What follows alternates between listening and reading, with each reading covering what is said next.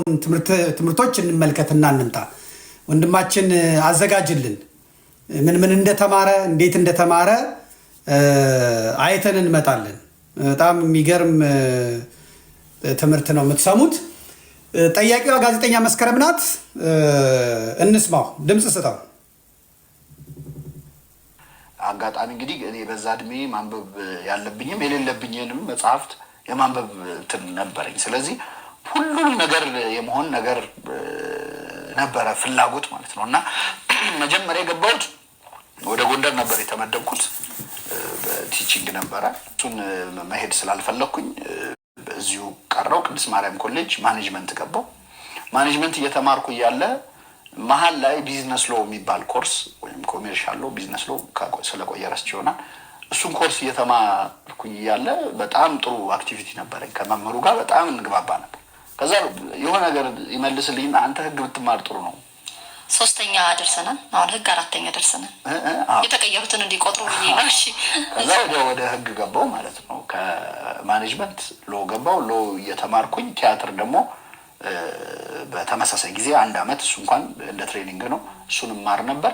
ከዛ ቲያትር ስማር ደግሞ ለምን በዲግሪ አትማርም የሚል ሪኮመንዴሽን አሰልጣኟ ስትጠቁመኝ ሞላው። የተማሪ ቲያትሪካል አርት የተማሪ ቁጥር ስላነሰ ሁለተኛ ምርጫ የተመደብኩ ሂስትሪ መማር ጀመር።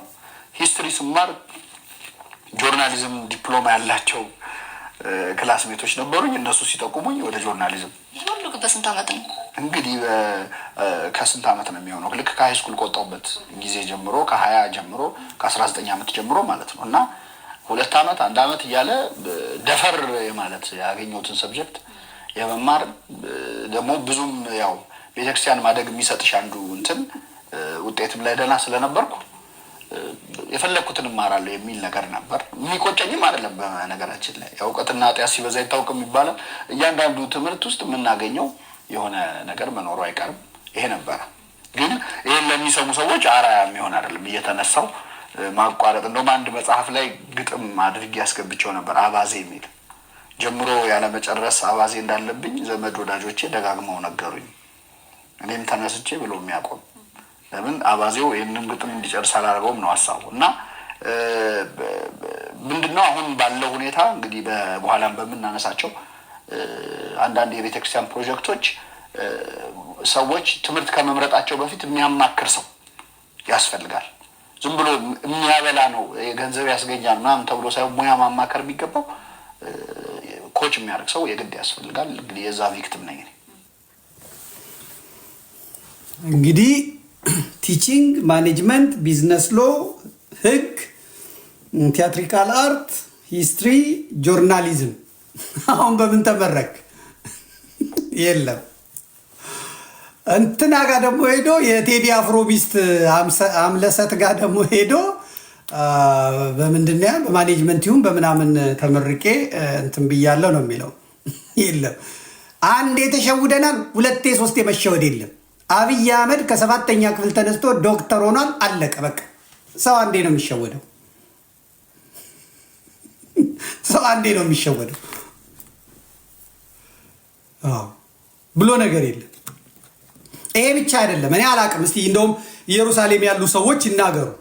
ኢየሩሳሌም ያሉ ሰዎች ይናገሩ። አሁን እኔ እናገራለሁ። ከ1 እስከ 8ኛ ክፍል የተማርኩት አጼ ልብነ ድንግል የሚባል ትምህርት ቤት ከቀጨኔ መድኃኔዓለም በታች 20 ቀበሌ ውስጥ የሚገኝ እላለሁ። ከ9ኛ እስከ 12ኛ ክፍል የተማርኩት ተፈሪ መኮንን የቀድሞ ተፈሪ መኮንን ወይም ቴሜስ የሚባለው ምስካየ ኅዙናን ጋር የነበረው ትምህርት ቤት አሉ። ትምህርት ቤቱ ተማሪዎች አሉ፣ ፎቶግራፍ አለኝ፣ ጓደኞች አሉኝ አሉ። አሁን በዓለምም በምንም ያሉ ጓደኞች አሉኝ። እዚህ ሊመሰክሩልኝ ይችላሉ። ከዛ በኋላ ደግሞ እኔ ልም ያልኩኝ ባህታዊ ሆንኩኝ። ከዛ በኋላ ተመለስኩኝ፣ መዝሙር ቤቶችን ከፈትኩኝ። ምን አልኩኝ? ጌልጌላን ኢያቄም ሐናን ሳረግ ነው። በመሃል ደግሞ ቀሲስ ዶክተር አንዱዓለም ወትውቶ እኔና ቀሲስ እንግዳ ወርቅ በቀለን ቅድስት ሥላሴ ካልተማራችሁ ብሎ እዛ እንድንገባ አደረገን።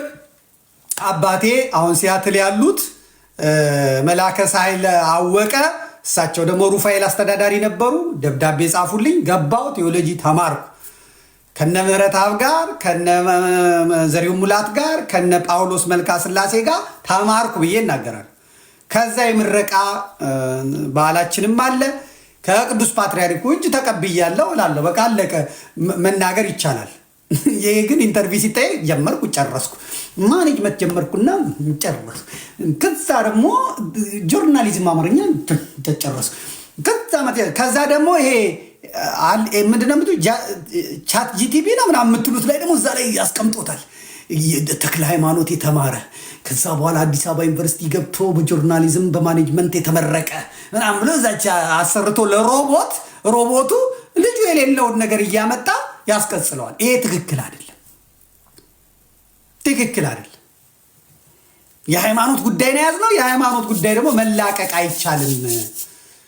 ከነ መሐመድ ልጅ የኮሚቴ አባል መሐመድ አለ አይደል? የመሐመድ ልጅ ከነሱ ጭምር እኛ ደግሞ እንገባለን፣ ፕሮፋይል እንገባለን። እርግጥ ነው የኦሮሞማው ይፈልጋል፣ አሁን ለሚቀጥለው ፕትርክና ይፈልጋል እና አቡነ ዲዮስቆሮስ ይፈልጓቸዋል፣ ሌሎቹ ለጨዋታ ይፈልጓቸዋል። እሱ ሌላ ጉዳይ ነው። እሱ ሌላ ጉዳይ ነው። ሌላው ኢየሩሳሌም ያላችሁ ሰዎችን መጠየቅ እፈልጋለሁ። እኔ ኢየሩሳሌም ሄጃለሁ፣ አልሰማውም። ኢየሩሳሌም ሄጃለሁ፣ አላየውም። እኔ አላየውም። አንዳንድ ቦታ ስትገቡ ይሄ ቻት ጂፒቲው ምናምን ይናገራል፣ ነገር ግን እኔ አልሰማውም። ኢየሩሳሌም ያላችሁ ሰዎች እንድትነግሩኝ ይፈልጋለሁ። ከጌታ መቃብር ላይ ከሰማይ የሚወርድ እሳት መውጣቱን አላውቅም። ታምራዊ እሳት ሊኖር ይችላል። እንግዲህ ምንም የሰማሁት ነገር የለም። ሄኖክ ኃይሌ የሚጠቅሰው ኢትዮጵያዊ ብርሃን ወረደለት እንጂ እሳት ወረደለት አይልም።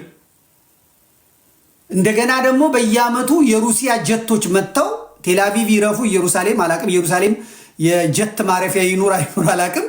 ከዛ እሳቱ ከዛ ወጥቶ ከዛ ለእንትኖቹ ተሰጥቶ አብራሪዎቹ ከዛ ከኢየሩሳሌም ተነስተው በመካከለኛው በቼክ በዩጎዝላቪያ በኩርንዳ አርገው የጦር ጀቶች እዛ ሩሲያ ሄደው ሞስኮ ከዛ እሳቱ ተለኩሶ በዓላቸው እንደሚያከብሩ አላቅም። ግን ይሄ የቤተክርስቲያን ሊቅ የተባለ ልጅቷ ራሷን አታውቃትም እያለን የሚናገራት ኢየሩሳሌም ያላችሁ አባቶች እናንተ ምስጢር የምታውቁ አባ ገብረወልድ እኔ ቢያነሳልኝ እደውልለት ነበር። አሁን ሰዓቱን ስለማላቅ ነው እንጂ ኢየሩሳሌም መጋቢ ሆኖ 2 ዓመት የተቀመጠው የኔ ጓደኛዬ ነው። አብሮ አደጌ፣ አብረን የመነንን ኩኬለሽ ማርያምን ዋሻዋን አብረን የቆፈርን። አሁን የሚሰድቡኝ ሰዎች ኩኬለሽ ይሄዱ ይሆናል እኮ ኩኬለሽ ይሄዱ ይሆናል። እዛ ኩኬለሽ ሄደው ይሰግዳሉ፣ ኩኬለሽ ሄደው ይጸልያሉ። ኩኬለሽን ማን የቆፈረው ሲባል ግን ዘመድኩን፣ አባ ገብረወልድ፣ ሄኖክ፣ ያሬድ ማለት ያሬድ መሸሻ ማለት የአስፋው መሸሻ ወንድም፣ እነ ብሪክቲ፣ እነ እንግዳ ወርቅ በቀለ፣ መኮንን ተስፋዬ ቨርጂኒያ ነው ያለው። እኔ የቆፈርኩልን ዋሻ እዛ እንትን እያልክ ዘመድኩን ምን ሰራህ አንተ ለቤተ ክርስቲያን ምን ሰራህ ትለኛለህ። ኩኬለሽ ማርያምን ሰርቼ እላለሁ። አፈር አግዤ በዚህ በቀጫጫ እንትኔ ድንጋይ ፈልጬ ኩኬለሽን ሰርቼ እላለሁ። ይኸው እኔ ጥዬ ወጥቻለሁ። እንግዳ ወርቅ ኩኬለሽ ማርያም ውስጥ በአቶ አድርጎ 9 ወር ተቀምጧል። የመጣ ቀን ፎቶ አስነስቶት ሚሊዮን ፎቶ ነበረኝ። እስከ ቅርብ ጊዜ ድረስ ማሚ የኔ ባለቤት ሂሩቴ ነበራት እንደዚህ ፎቶ የእንግዳ ወርቅ ፀጉሩ ፎቶ እንደዚህ ሆኖ ማለት ነው። እኔ ኩኬለሽን ሰርቼልሃል እና ዘመድኩ ምን ሰርተ ነው? ሌላው ቢቀር ማለት ነው ኩኬለሽ ስትሄዱ ኩኬለሽ ስትገቡ ያ መቅደስ እኔ የሰራውልህ ነው። እኔ አፈር ግጬ የሰራውልህ ነው። እዛ ቆመ ስትጸልይ ለእኔም እየጸለይክ ነው ማለት ነው። እንቀጥል እስቲ የኢየሩሳሌሙን እንስማና ሰዎች አስተያየት ይስጡበት። ቀጥል።